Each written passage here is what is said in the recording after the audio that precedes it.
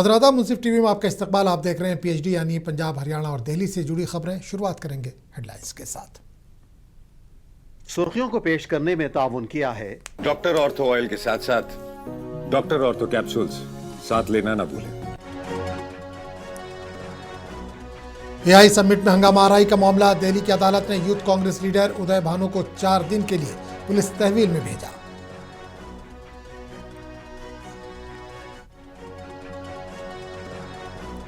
दिल्ली की वज़ीर आला रेखा गुप्ता ने ग्राम विकास बोर्ड के तहत प्रोजेक्टों का किया इफ्तिताह। कहा हुकूमत तरक्की को दे रही है अव्वलीन तरजीह।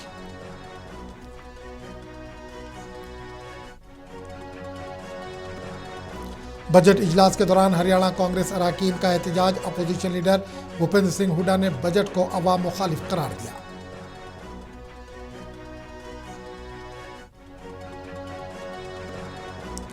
पंजाब के मनसा में वज़ीर आला भगवंत मान का अवामी जलसे से खिताब। तालीमी निज़ाम को मजबूत बनाने पर दिया जोर।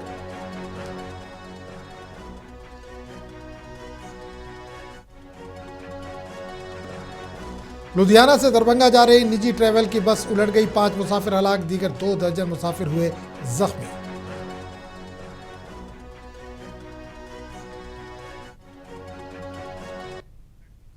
और अब खबरों की तफसील।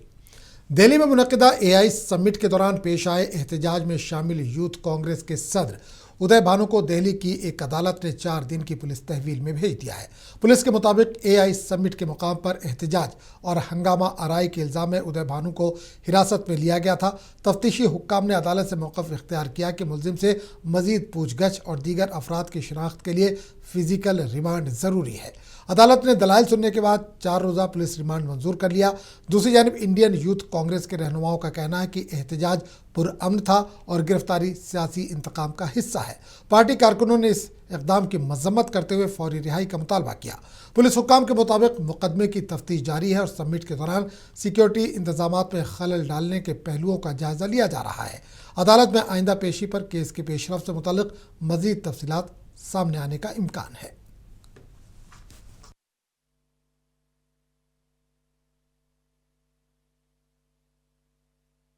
Well, primarily we are arguing in the dark because they have not even produced the FIR. They are saying the FIR is so sensitive that we have to make a request. The commissioner will constitute a committee and then they will decide whether they'll give the FIR. Secondly, they said that they need him because he's the mastermind and they have to go to recover T-shirts from Himachal and other places. And so our argument was very simple. Our argument is that he's the national president of an opposition youth body. He was never there. He was never in coordination with them. And if this is the way we are going to react, because with the case made out is that the national honor and national shame has been brought. So we said and we argued that please understand that in every healthy democracy, in every event like that internationally, you have these kinds of protests. You may not agree with the protests, but the protests are the part of democracy. In court, they sought 7 days PC and 4 days PC was granted. The court made an observation that 7 days PC is too long for such offences. And for what would I say? I mean, PC is not at all required. What is PC required for? For obtaining T-shirts. They already have the T-shirts. Now, are we living in North Korea or some place where there is no law of the land? I mean, for procuring T-shirts for recovery, which they already have, what is the need of PC? And they have got 4 days PC, and it is specifically recorded in the order that he will have the right to counsel during interrogation. The lawyer will be present. He'll be allowed inside, and within 24 hours there has to be. Delhi police ने AI impact summit में बगैर shirt के एहतजाज के सिलसिले में Indian youth Congress के सदर उदय भानु को गिरफ्तार किया है। कांग्रेस के कौमी सदर मल्लिकार्जुन खड़गे ने इस गिरफ्तारी की मजम्मत की। इन्होंने कहा कि आज नौजवान बेरोजगारी से परेशान हैं। इन्होंने इल्ज़ाम लगाया कि हुकूमत नौजवानों की आवाज़ दबाने की कोशिश कर रही है। मैं ऐसा अरेस्ट करने का मैं कंडम करता हूं। जो युवा आज नौकरी के लिए तड़प रहे हैं और देश के माहौल इतना खराब हुआ है जिसके कारण मोदी जी के ऊपर लोगों का बड़ा रोष है। और मैं इसीलिए मैं ये चाहता था कि मोदी जी देश के लिए कुछ अच्छा काम करने वाले हैं, लेकिन मोदी जी ने तो देश का सत्यानाश कर दिया। ट्रंप के सामने उन्होंने घुटने टेके, नाक रगड़ के उनके सारे कंडीशन को उन्होंने मान लिया, जिससे पूरा देश शर्मिंदा हो गया। कांग्रेस के सीनियर लीडर रणदीप सुरजेवाला ने यूथ कांग्रेस के लीडरों और पुलिस को लेकर अफसोस का इजहार किया। इन्होंने कहा कि जमहूरियत में पुरअमन एहतजाज को कभी भी गद्दारी करार नहीं दिया जा सकता। इन्होंने कहा कि साल 2010 में भारतीय जनता पार्टी के कारकुनों ने कॉमनवेल्थ गेम्स के दौरान गैर मुल्की मेहमानों के सामने एहतजाजी मुजाहरे किए थे, लेकिन उस वक्त के वजीर आजम मनमोहन सिंह ने इन्हें गद्दार नहीं कहा था। आज देश की पुलिस को, देश के हुक्मरानों को यह भी याद दिलाना चाहूंगा कि जब कॉमनवेल्थ गेम्स चल रहे थे देश में, पूरी दुनिया की टीम्स आई हुई थी, विदेशी मेहमान आए हुए थे, तो कॉमनवेल्थ गेम्स की वेन्यूज के बाहर कॉमनवेल्थ गेम्स का बहिष्कार करके वहां सैकड़ों हजारों लोगों को इकट्ठा करके सरकार के खिलाफ नारे कौन लगा रहा था? बीजेपी के लोग लगा रहे थे। डॉक्टर मनमोहन सिंह जी ने तो कभी इसे देशद्रोह की परिभाषा में शामिल नहीं किया। हरियाणा में जो आज बड़े बड़े मंत्री के पदों पर बैठे हैं, उन्होंने कुर्ता बनियान सब निकालकर नंगा प्रदर्शन, अर्धनग्न प्रदर्शन जब किया था, तो हमने तो कभी ये नहीं कहा कि ये देशद्रोह है। अपना अपना विरोध का तरीका है। आजादी से पहले भी अंग्रेज के गूंगी और बहरी सरकारों को लोगों की समस्याओं और आजादी का ध्यान आकर्षित करने के लिए एक समय में शहीद भगत सिंह, सुखदेव और राजगुरु ने तब भी जरूरी कदम उठाए थे। प्रजातंत्र में शांतिपूर्ण विरोध, डिसेंट, वो कभी भी अप्रजातांत्रिक या देशद्रोह नहीं। पंजाब के वजीर हरपल सिंह चीमा ने यूथ कांग्रेस के लीडर की गिरफ्तारी और पुलिस हिरासत पर तशवीश जाहिर की। इन्होंने कहा कि आज मुल्क में जमहूरियत खतरे में है। बीजेपी जमहूरियत को खत्म करना चाहती है और अपोजिशन की आवाज को दबाने के लिए ये साजिश रची गई है। देखिए, देश में आज देश का जो लोकतंत्र है वो खतरे में है, क्योंकि भारतीय जनता पार्टी की ऐसी सरकार है जो देश के लोकतंत्र के लिए खतरा बनी हुई है और देश के लोकतंत्र को खत्म करना चाहती है। कभी वन नेशन वन टैक्स, कभी वन नेशन वन इलेक्शन। सो मैं समझता हूँ ये फेडरल स्ट्रक्चर के ऊपर एक बहुत बड़ा हमला जो है वो भारतीय जनता पार्टी कर रही है, क्योंकि बाबा साहब अम्बेडकर साहब ने, डॉक्टर B.R. अम्बेडकर साहब ने ऐसा संविधान बनाया था जो सभी को सोशल जस्टिस देता है, सभी को इकोनॉमिक जस्टिस देता है और सभी को बराबरता का अधिकार देता है। आज भारतीय जनता पार्टी उस संविधान को खत्म करने पे लगी हुई है, ऐसा बर्दाश्त नहीं होगा। देखिए, NSUI ने यूथ कांग्रेस लीडर की गिरफ्तारी और पुलिस हिरासत पर अपनी राय पेश की। NSUI के लीडर विनोद जाखड़ ने कहा कि पुरअमन एहतजाज जमहूरियत का बुनियादी हक है और नौजवानों के खिलाफ सख्त कार्रवाई आईनी उसूलों के खिलाफ है। इन्होंने जोर दिया कि हुकूमत को इख्तिलाफ राय को दबाने के बजाय संजीदगी से लेना चाहिए और अवामी एहतजाज के जज्बात को समझना चाहिए।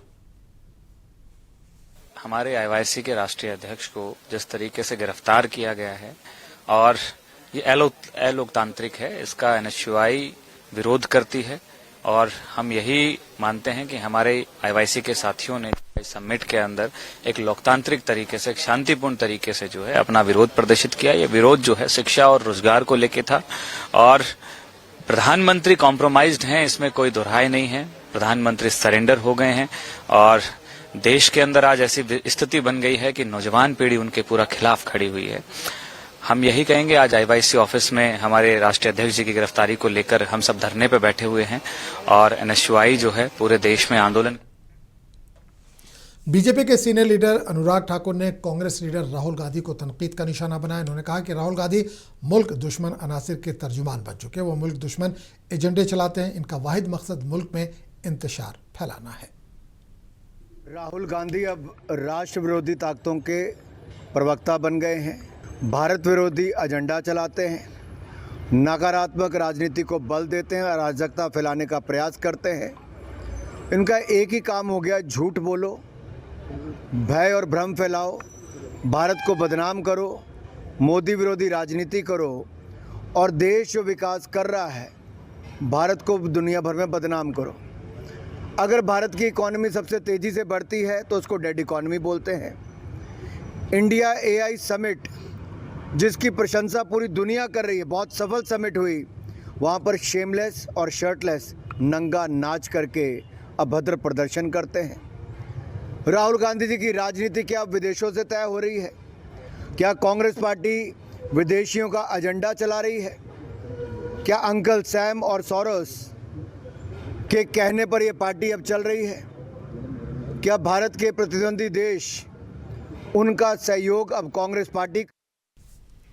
सुप्रीम कोर्ट ने मंगल के रोज़ मगरबी बंगाल में वोटर फहरिस्तों की खुसूसी नज़रसानी अमल से मुतालिक एक अहम हुक्म जारी किया। अदालत उज़्मा ने कोलकाता हाई कोर्ट के चीफ जस्टिस को हिदायत दी कि वो 80 लाख दावों और एतराज़ात से निमटने के लिए दीवानी जजों की तकर्री करें और पड़ोसी रियासतों झारखंड और उड़ीसा से भी अदालती अफसरान तलब करें। Chief justice Suryakant, justice Malya Bagchi और जस्टिस विपुल पर मुश्तमिल बेंच ने कोलकाता हाईकोर्ट के चीफ जस्टिस के खत का नोटिस लिया, जिसमें बताया गया था कि SIR मुहिम के लिए तैनात 250 ज़िले जजों को दावों और एतराज़ात के इजाले में तकरीबन 80 दिन लग सकते हैं।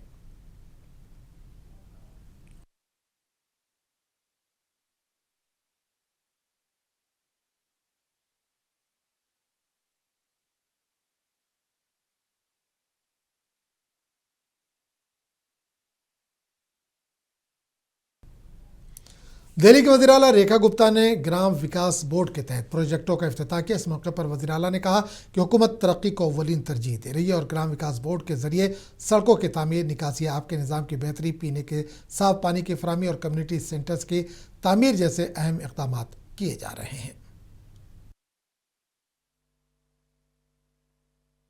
एक जमाना था जब छोरियों को पगड़ी नहीं पहनाते थे, पर आज बेटे और बेटी का फर्क खत्म करके आप सबने जो विश्वास अपनी इस बेटी में जताया है, उसके लिए भी आपको कोटि कोटि मेरा धन्यवाद, कोटि कोटि प्रणाम। और मैं भी विश्वास दिलाती हूं कि अपने इस गांव देहात के लिए मैं कोई भी कोर कसर छोड़ूंगी नहीं। वर्षों से जो जो आप सबके मन में आशाएं हैं, इच्छाएं हैं, इस क्षेत्र की जो जरूरत है उसको पूरा करने का काम आपकी ये बहन, आपकी ये बेटी करके देगी। आज तो 264 करोड़ की योजनाएं हम अपने सांसद योगेंद्र चंदोलिया जी के इस क्षेत्र में, हमारे विधायक भाई गजेंद्र दराल जी के क्षेत्र में आए हैं इन योजनाओं की शुरुआत करने के लिए।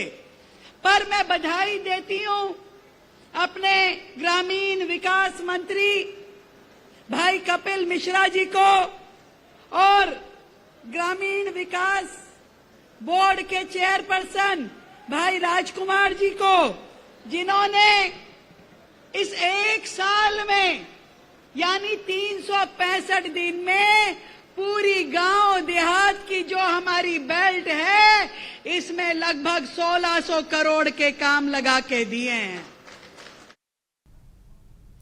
खबरों का सिलसिला जारी रहेगा, लेकिन एक छोटे से वक्फे की बात।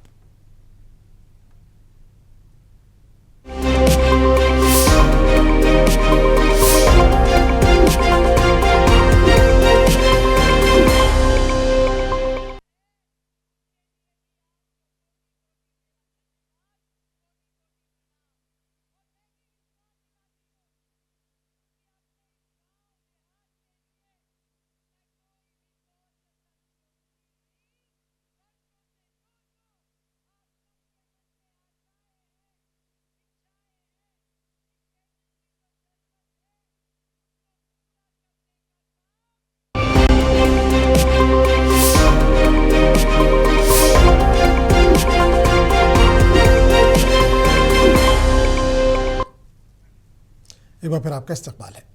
हरियाणा असेंबली के बजट इजलास के दौरान कांग्रेस अरकान असेंबली ने असेंबली की जानिब मार्च किया और रियासती हुकूमत के खिलाफ नारेबाजी की। अपोजिशन अरकान ने मुख्तलिफ अवामी मसाइल को उठाते हुए हुकूमत को कटहरे में खड़ा किया।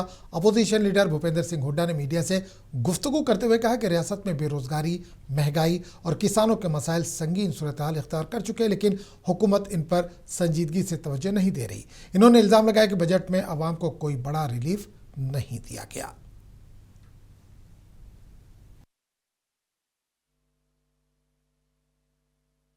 मुद्दे ही मुद्दे हैं। ये सरकार हर उसमें विफल है। ना कानून व्यवस्था इनके हाथ में है, बेरोजगारी में ब्रेक हो गया और आपका मुआवजा नहीं मिल रहा किसानों को नहीं मिल रही। हर मुद्दे पे सरकार विफल है। अब मनरेगा जो गरीब आदमी के लिए था उसको बदल रहे हैं। उन्होंने फैसला कर लिया है उसको खत्म ही करना है। क्यों? 8 लाख मनरेगा के रजिस्टर्ड वर्कर हैं और इन्होंने कुल 21 आदमी को 100 दिन का रोजगार दिया है और कंपनसेशन देने का उसमें था। पिछले साल में 5 साल में एक को भी कंपनसेशन नहीं दिया। मनरेगा का जो मजदूर है, जो लाभार्थी है, वो 90% दलित और बैकवर्ड क्लास से हैं। और ये जो इन्होंने वायदे किए थे, 20 वायदे किए थे, जैसे सारी महिलाओं को 21 से 21 देंगे। हमारा ये जो प्रोटेस्ट है विधायक साथियों के द्वारा, हर विधायक चुना हुआ विधायक आपके सामने 37 MLA हैं और हर कोई विधायक 1 लाख वोट को 1.5 लाख वोट लेकर के आए हैं। तो ये प्रदेश के केवल एक 37 विधायकों का नहीं है, लाखों लोगों का जो प्रतिनिधि है वो लोग प्रोटेस्ट कर रहे हैं और ये साबित करना चाहते हैं कि प्रदेश सरकार फेल हो चुकी है, चाहे वो लैंड ऑर्डर का मामला हो, बेरोजगारी का मामला हो।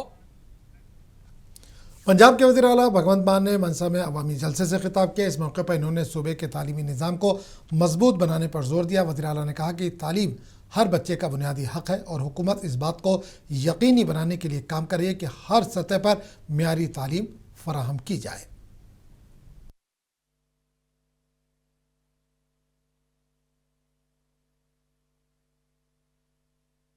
ਤਾਂ ਅਸੀਂ ਸਿੰਗਾਪੁਰ ਤੇ ਫਿਨਲੈਂਡ 2 ਇਹੋ ਜਿਹੇ ਕੰਟਰੀ ਨੇ, ਗੂਗਲ ਤੇ ਸਰਚ ਮਾਰ ਕੇ ਦੇਖ ਲਿਓ, ਜਿਹੜੇ ਪੜ੍ਹਾਈ ਦੀਆਂ ਦੁਨੀਆ ਭਰ ਦੇ ਵੱਡੇ ਵੱਡੇ ਪ੍ਰਿੰਸੀਪਲ, ਵੱਡੇ ਵੱਡੇ ਸਕੂਲਾਂ ਦੇ, ਮਹਿੰਗੇ ਸਕੂਲਾਂ ਦੇ ਹੈਡ ਮਾਸਟਰ ਸਾਰੇ ਉੱਥੇ ਟ੍ਰੇਨਿੰਗ ਲੈਣ ਆਉਂਦੇ ਨੇ ਕਿ ਪੜ੍ਹਾਈ ਦੇ ਨਵੇਂ ਤਰੀਕੇ ਕਿਹੜੇ ਨੇ।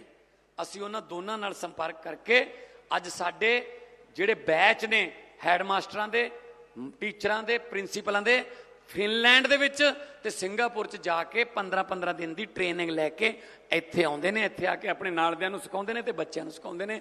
ਆਹ ਚੀਜ਼ਾਂ ਹੁੰਦੀਆਂ, ਇਹ ਕਦੇ ਪਹਿਲਾਂ ਇਹਨੇ ਸੋਚੀਆਂ ਨਹੀਂ ਸੀ। ਤੇ ਇਹਨਾਂ ਨੇ ਕੀ ਕੀਤਾ, ਉਹ ਸੁਖਬੀਰ ਬਾਦਲ ਕਹਿੰਦਾ ਹੁੰਦਾ ਨਾ, ਬਾਦਲ ਸਾਹਿਬ ਦੀ ਵੱਡੀ ਸੋਚ ਸੀ। ਮੈਂ ਦੱਸਦਾ ਕਿੱਡੀ ਸੋਚ ਸੀ, ਬਹੁਤ ਦੂਰ ਦੀ ਸੋਚਦੇ ਸੀ। मैं क्या मैं दस देना की सोचते सी। बाल साहब ने सोचा, कहना 9वीं तक कोई फेल ही नहीं करना, पता ही नहीं लगता जवाक दा भी किहड़े सब्जैक्ट चो हुशियार है, किहड़े च कमजोर है। भी चलो पता लग जे भी मैं हिसाब चो कमजोर है जां अंग्रेजी चो जां हिंदी चो कमजोर है, कोई थोड़ा घंटा वध ला लिया करिए ते पढ़ा लिए उन्होंने। पंजाब के वज़ीर आला भगवंत मान की जानिब से मेरी रसोई योजना का ऐलान किया गया, जिसका आम आदमी पार्टी के लीडरों ने खैर मकदम किया और इसे अवामी फलाह की जानिब एक अहम कदम करार दिया। पार्टी के जनरल सेक्रेटरी पन्नू ने कहा कि मेरी रसोई योजना का मकसद गरीब और ज़रूरतमंद तबकात को म्यारी और सस्ता खाना फराहम करना है। वहीं दूसरी जानिब पार्टी के चीफ तर्जुमान और रुकन असम्बली कुलदीप सिंह ढालीवाल ने कहा कि यह मनसूबा वज़ीर आला की अवाम दोस्त सोच की अक्कासी करता है। ਅੱਜ ਪੰਜਾਬ ਸਰਕਾਰ ਦੇ ਵੱਲੋਂ ਪੰਜਾਬ ਦੇ ਮੁੱਖ ਮੰਤਰੀ ਮਾਨ ਸਾਹਿਬ ਨੇ ਇੱਕ ਨਵੀਂ ਜਿਹੜੀ ਸਕੀਮ ਹੈ ਉਹਦਾ ਐਲਾਨ ਕੀਤਾ, ਮੇਰੀ ਰਸੋਈ ਦੇ ਤਹਿਤ ਨੀਲੇ ਕਾਰਡ ਹੋਲਡਰਾਂ ਨੂੰ ਹੁਣ 3 ਮਹੀਨੇ ਦੇ ਵਾਸਤੇ ਇੱਕ ਰਾਸ਼ਨ ਦੀ ਕਿੱਟ ਦਿੱਤੀ ਜਾਏਗੀ, ਜਿਹਦੇ ਵਿੱਚ ਦਾਲਾਂ, ਲੂਣ, ਹਲਦੀ ਤੇ ਸਰੋਂ ਦੇ ਤੇਲ ਵਗੈਰਾ ਵਰਗੀਆਂ ਚੀਜ਼ਾਂ ਹੋਣਗੀਆਂ।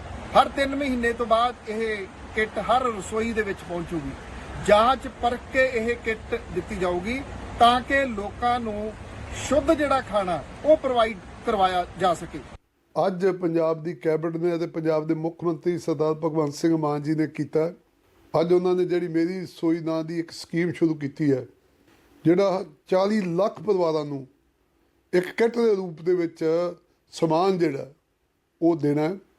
ਉਹ पंजाब के गवर्नर गुलाब चंद कटारिया और चंडीगढ़ से रुकन पार्लियामेंट मनीष तिवारी ने होशियारपुर के डीएवी कॉलेज पहुंचकर मंशियात के खिलाफ मुनक्किदा रैली में शिरकत की। इस मौके पर तलबा, असतिज़ा और मुकामी शहरियों की बड़ी तादाद मौजूद थी।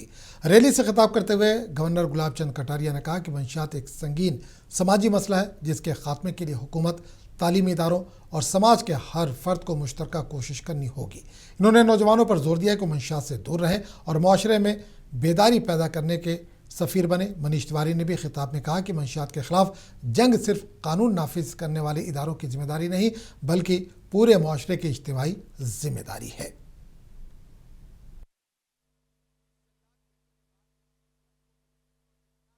क्या है कि हम चाहते हैं कि आप सब लोग भी इसको अपना आंदोलन बनाएं। हम सब मिलकर प्रयत्न करेंगे तो सफलता हमको जल्दी मिलेगी। कारण क्या है कि इस समस्या का कोई व्यक्ति अकेला लड़ेगा तो सफलता आसान नहीं है, लेकिन सब मिलकर के इसको एक जन आंदोलन बनाने का प्रयास करेंगे तो सफलता आज नहीं कल मिलेगी, ऐसा मेरा मन कहता है, पक्का विश्वास है। सब मिलकर के प्रयत्न करें कि नशा भगाओ, पंजाब बचाओ, सफल हो। लुधियाना से दरभंगा जाने वाले निजी डबल डेकर बस लखनऊ के करीब गोसाईगंज में उलट गई, जिसके नतीजे में कम से कम 5 से 6 अफराद की जान चली गई, जबकि तकरीबन 20 मुसाफिर बुरी तरह से जख्मी हैं। ऐनी शाहिदीन के मुताबिक हादसा उस वक्त पेश आया जब तेज़ रफ्तार बस बेकाबू होकर सड़क के किनारे उलट गई। हादसे के बाद जाए वक़ूफ़ पर चीखो पुकार मच गई और मुकामी अफराद ने फौरी तौर पर इमदादी कार्रवाइयाँ शुरू कर दी। इतला मिलते ही पुलिस और रेस्क्यू टीमें मौके पर पहुंची और जख्मियों को करीबी अस्पताल मुंतकिल किया गया।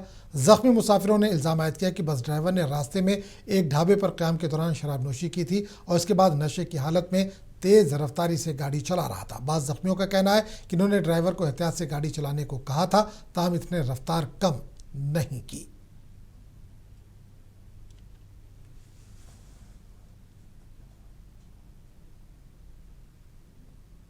फारबिसगंज तक के लिए गाड़ी, अब जैसे लखनऊ में इन्होंने रोका गाड़ी खाना खाने के लिए, बोला कि खाना खाने के लिए रुका हुआ है, तो उन्होंने करीब गाड़ी भी 1 घंटा 1.5 घंटा रोका गाड़ी भी, और वही ढाबा पे दारू पिया एक तो ड्राइवर ने, और वो ड्राइवर अपना गाड़ी ज्यादा स्पीड पे था, स्पीड कंट्रोल ही नहीं हो रहा था गाड़ी का, तो एकदम से गाड़ी पलट दिया पूरी।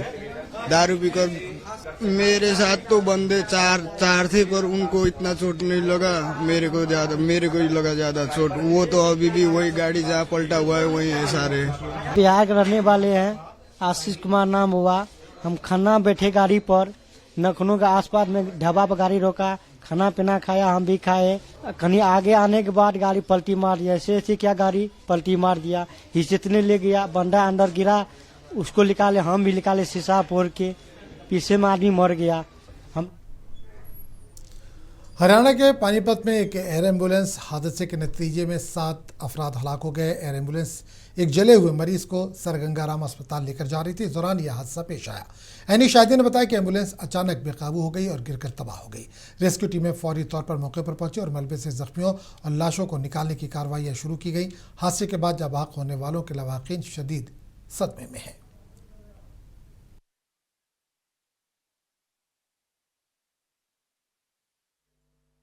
उसमें अजय नाम का एक जो परिवार है वो रहता था अपने बीवी बच्चों के साथ। सुबह हमें पता लगा है कि उसके भाई संजय का जो है ना एयर एम्बुलेंस में एक्सीडेंट हुआ है और पूरा परिवार जो है वो ख़त्म हो गया उसमें। तो सुबह वो बेचारे रो पीट रहे थे, तो उनके लिए हमने खाने और पीने का प्रबंध कराया है और आज वो यहाँ से अभी झारखंड के लिए निकला है परिवार। किसको क्या बीमारी हो गई, इधर कहाँ जाना था? अजय ने बताया कि उसका जो भाई था संजय, वो झारखंड में ही रहकर एक होटल चलाता था। शॉर्ट सर्किट से होटल में आग लग गई जिसमें वो 60% जल गया था। उसी के इलाज के लिए जो थे वो दिल्ली के गंगाराम हॉस्पिटल में उसको लेके आ रहे थे। उनके पास पैसे भी नहीं थे, ज़मीन बेचने की नौबत आ गई थी, तो किसी तरह उन्होंने पैसे का प्रबंध भी किया। और उसमें बताया कि अजय ने बताया कि उसका भाई संजय, उसकी पत्नी और उसका एक रिश्तेदार और हॉस्पिटल के 2 क्रू मेंबर, हॉस्पिटल का 2 स्टाफ और जो एयर एम्बुलेंस का जो स्टाफ था वो सातों की उसी दुर्घटना में मौत हो गई है। अब परिवार यहाँ से चला गया? हाँ, परिवार यहाँ से जा चुका है। उसका खाने पीने का हम लोगों ने प्रबंध किया है। हरियाणा के गुड़गांव में एक रिटायर्ड कर्नल पर हमले के 5 मुलजिमीन को पुलिस ने गिरफ्तार कर लिया। वाकई 21 फरवरी की रात पेश आया जब कर्नल अनिल यादव अपने बीमार वालिद की देखभाल के बाद वापस आ रहे थे। इस दौरान अनोखा तनाज़ा उस वक्त शुरू हुआ जब एक कार अनिल यादव की गाड़ी से टकरा गई और 6 अफराद ने बियर की बोतलें लेकर इन पर हमला कर दिया। कर्नल को शदीद चोटें आई और इन्हें अस्पताल मुंतकिल किया गया। पुलिस ने सेक्टर 50 स्टेशन में FIR दर्ज करके 5 मुलजिमान को गिरफ्तार कर लिया जिन्होंने अपने जुर्म का एतराफ़ कर लिया है। जख्मी कर्नल ने सोशल मीडिया पर पुलिस की इब्तदाई सुस्त रवि पर भी नाराजगी का इजहार किया।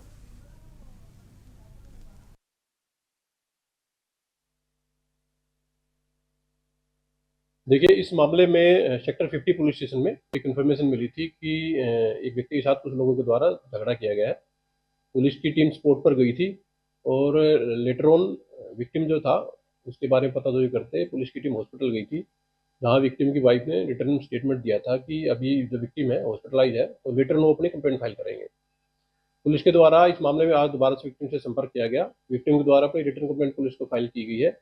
उनके द्वारा बताया गया है कि घटना के दिन वो रात के समय में अपनी गाड़ी से कहीं जा रहे थे तो रास्ते में कुछ युवकों उनकी गाड़ी टकराने से कुछ युवकों के द्वारा उनके साथ मारपीट की गई और मारपीट के बाद में कुछ पैसा उन युवकों के द्वारा ट्रांसफर कराया गया था।